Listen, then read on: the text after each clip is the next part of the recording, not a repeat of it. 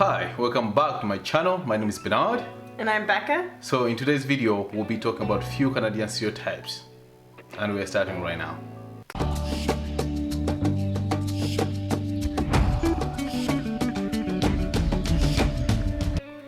Ben asked me to be part of his video today because I know a little bit about being Canadian, being from Canada, so he can try and fact check some of the stereotypes against my knowledge. Yeah, that's right. So people always ask me this one question.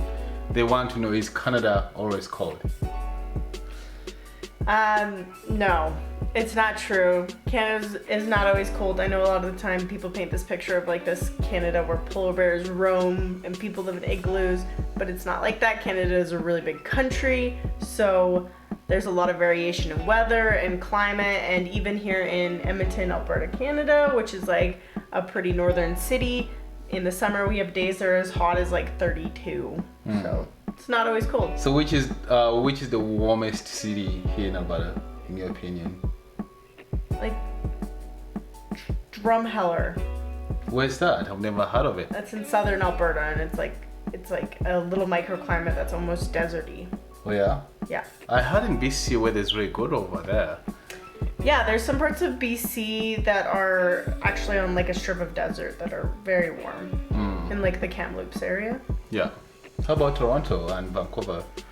It gets relatively warm there, like similar to here in the summer, but it's a different kind of heat because they have such large bodies of water with the Great Lakes that it actually gets really humid. So it's hot and humid. So it's like a heavy heat. That makes sense. What is the most coldest province in Canada? Well, the coldest place in Canada actually wouldn't be a province. It would be one of the territories. Right.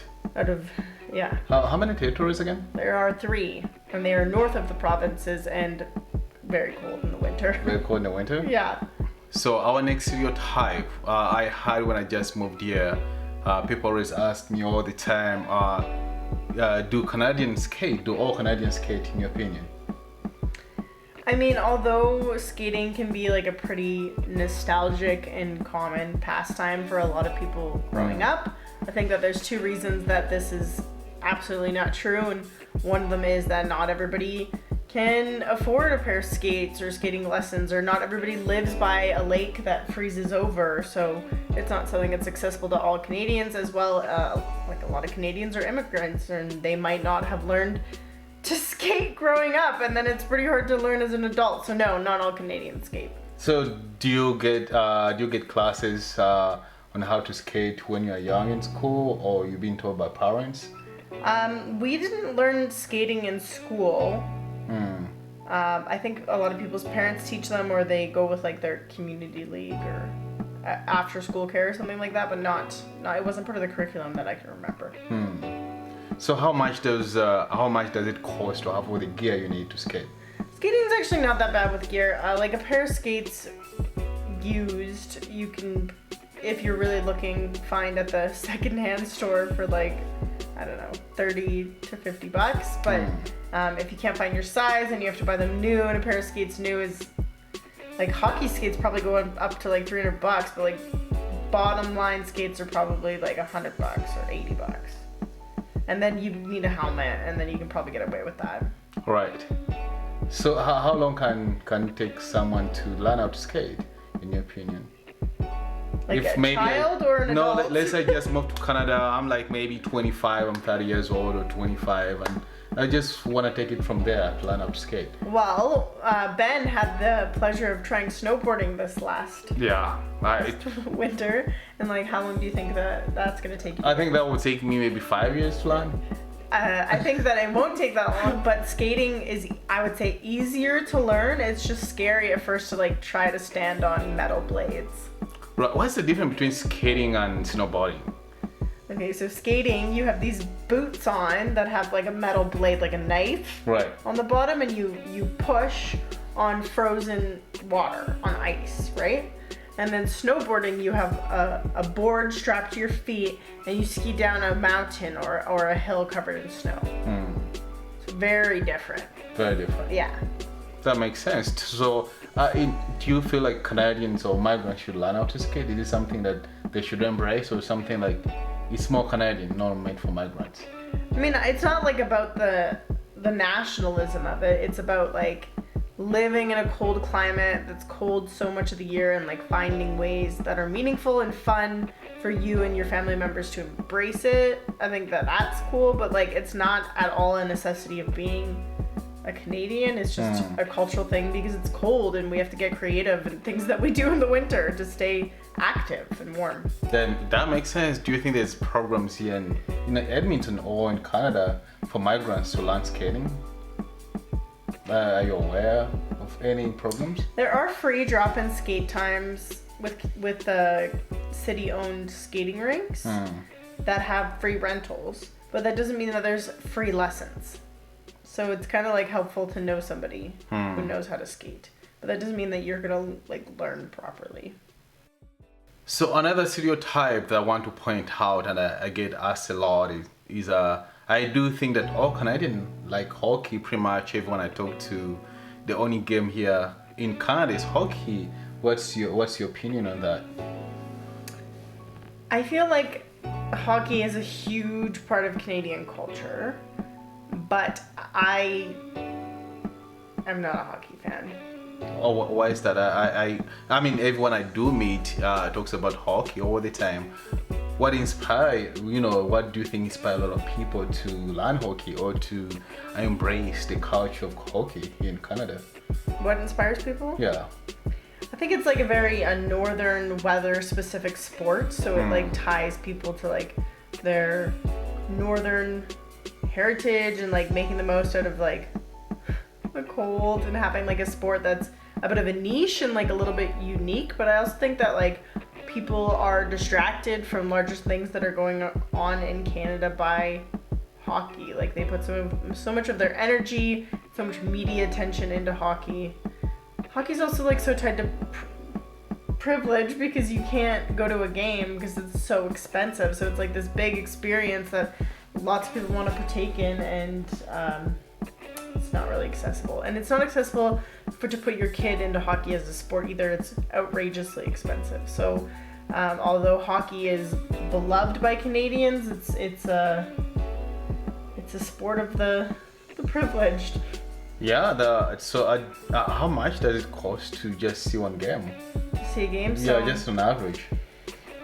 At our arena in our city, tickets are upward of $120 a game probably, and food at like a beer at our arena is $10 for one beer. That's quite a lot. It looks like I will never watch a hockey game.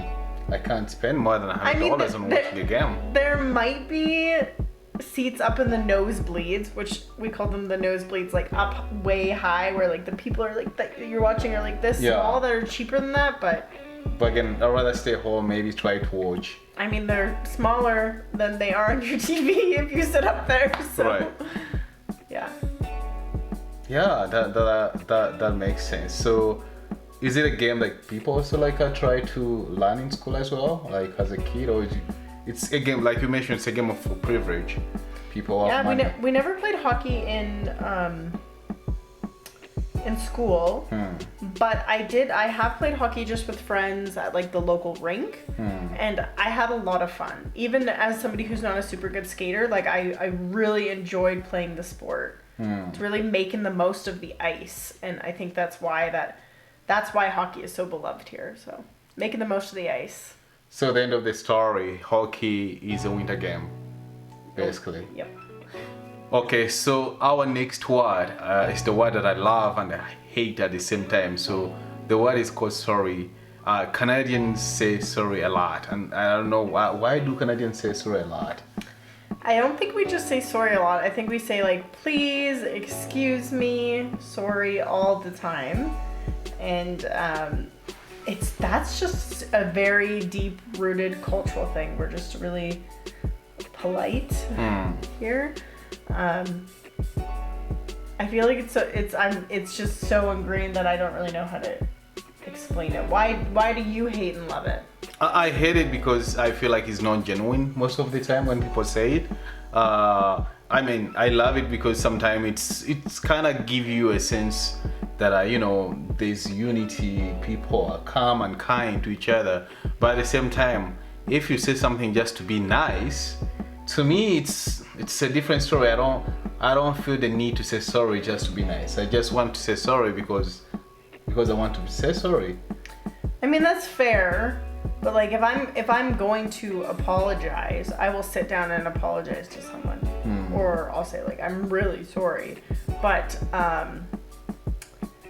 I can't imagine a world where people just bump into each other at the supermarket or like the grocery store or the food market and they don't say sorry. Like I've been to the States where I was shopping once, and I remember this lady like bumped into me and didn't say anything, and she like bumped me so hard that I had to like kind of catch myself, and I was like, this is frightening. Like, we're just shopping, the sale's not even that good.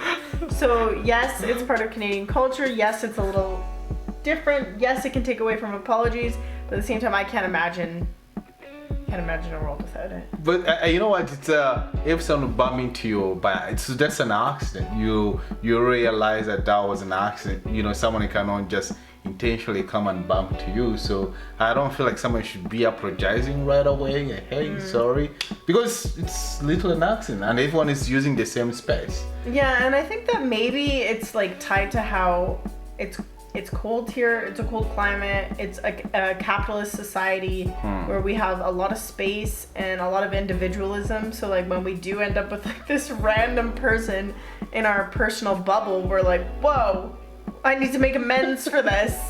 I've been so isolated on my own all day doing my Canadian thing, and then there's just this person in my space. So sorry. That makes sense. Sorry. So the last stereotype will be a coffee here. It's called Tim Hortons, and I feel like it's overconsumed. What's your initial reaction to that?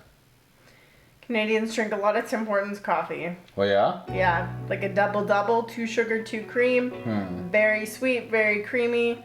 Canadians love their Tim Hortons coffee for sure. Oh yeah? Yeah.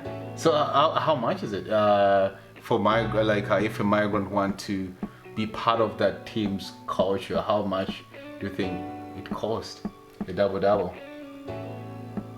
I usually, if I go to Tim Hortons, because I don't go too often, I'm pretty moderate about my overconsumption of my Tims. I usually get it with a meal. Oh yeah? So I end up paying like $7 for breakfast, which is so expensive. Yeah. Yeah, so just a coffee is probably like $2.40.